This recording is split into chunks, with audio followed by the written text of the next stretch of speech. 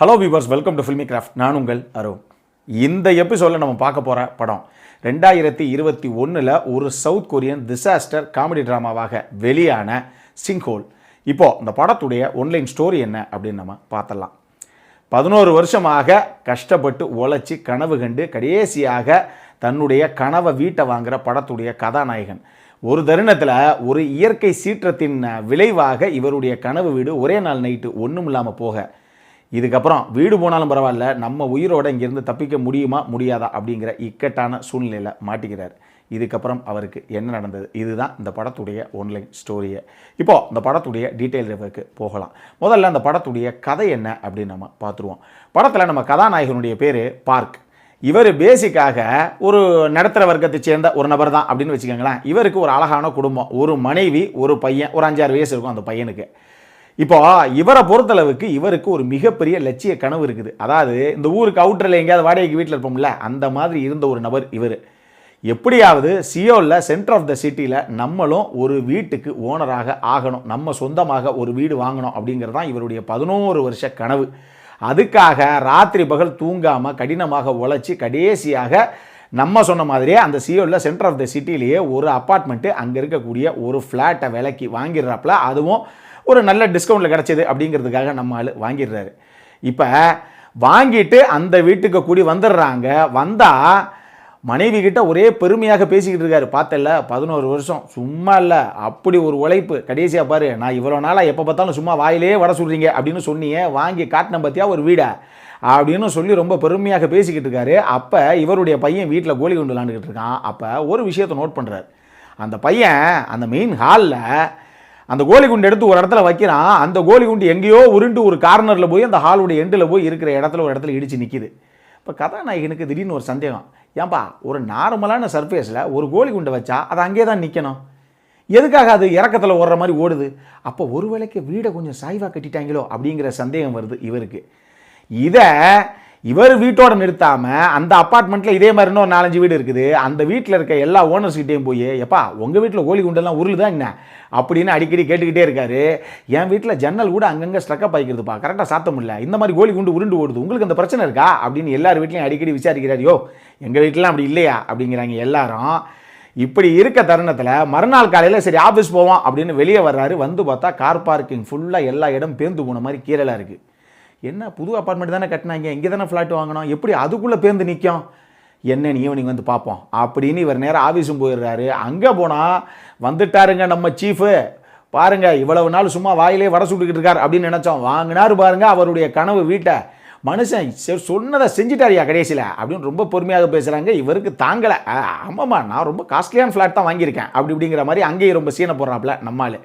இப்போ sir, flat வாங்குறதெல்லாம் இருக்கட்டும், நம்மளாம் வீட்டுக்கு கூட மாட்டிங்களா அப்படிங்கிறாங்க எல்லாரும். நீங்கள் வேறங்க கிரகப்பிரவேசம் வச்சுருக்கேன், நீங்கள்லாம் கண்டிப்பாக வரணும் அப்படின்னு சொல்லி நம்மால் வீட்டுக்கு எல்லாத்தையும் கூட்டுட்டும் வர்றாரு.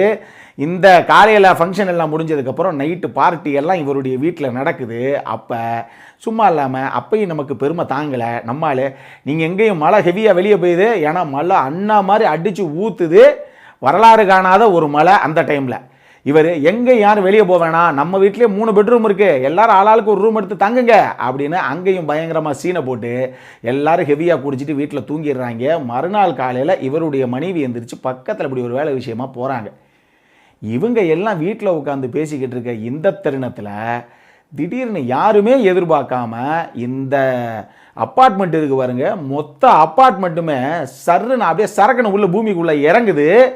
இது இறங்குதுன்னா சும்மா 2 அடி 3 அடி எல்லாம் கிடையாது, 500 மீட்டருக்கு ஒரு பெரிய ஓட்டையாகவே பூமிக்கு கீழே பொத்துக்கிட்டு போயிடுது. 500 மீட்டருக்கு அடியில் போய் இந்த மொத்த அப்பார்ட்மெண்ட்டும் அப்படியே அங்கங்கே நொறுங்கி போய் கம்ப்ளீட்டாக ஒரு கருங்கல் உள்ளே இறங்கினா சேத்துக்குள்ளே எப்படி இருக்கும் அந்த மாதிரி போய் 500 மீட்டருக்கு கீழே கம்ப்ளீட்டாக மாட்டிக்குது.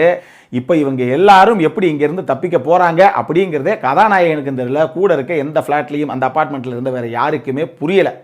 ஆனால் மேலே இருந்து பார்க்கறதுக்கு அவ்வளவு பெரிய அப்பார்ட்மெண்ட், அந்த ஏரியா ஃபுல்லாக அப்படியே பொத்துக்கிட்டு அவ்வளோ பெரிய ஓட்டையாக மேலே இருந்து பார்க்குறவங்களுக்கு தெரியுது.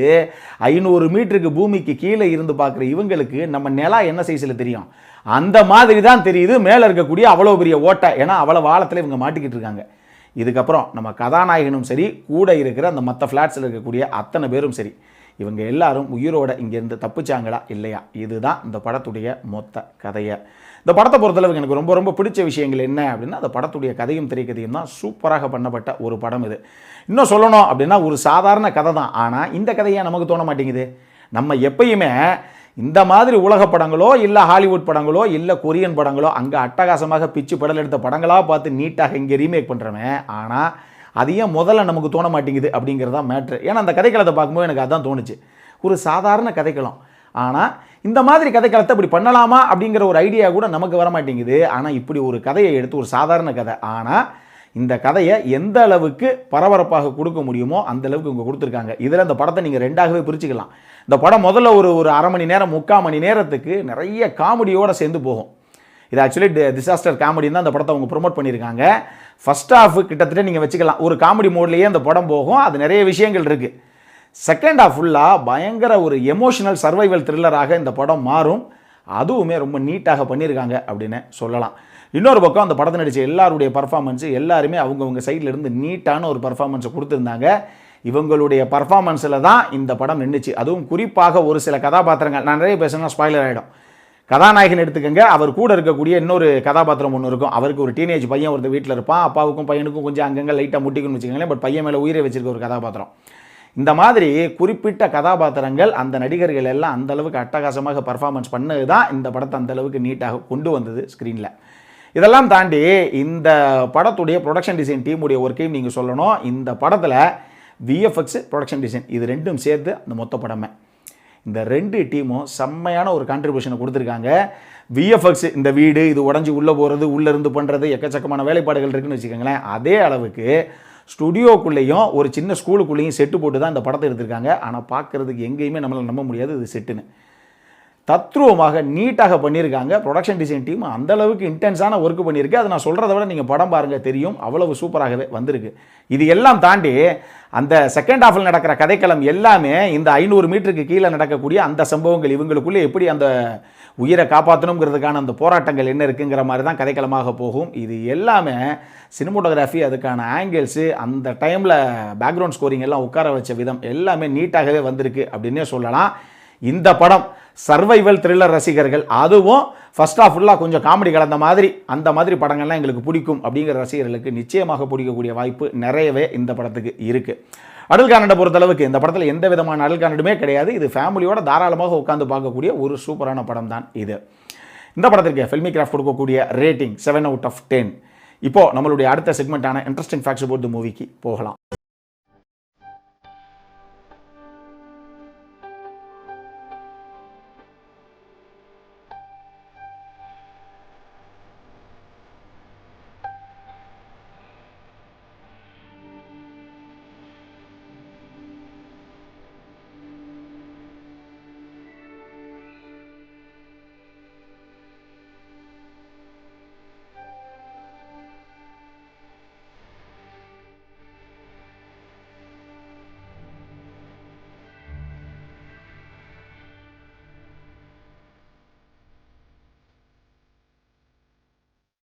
இந்த வீடியோ பிடிச்சிருந்ததுன்னா லைக் பண்ணுங்கள், ரொம்ப பிடிச்சிருந்ததுன்னா உங்கள் ஃப்ரெண்ட்ஸ் எல்லாத்துக்கும் ஷேர் பண்ணுங்கள்.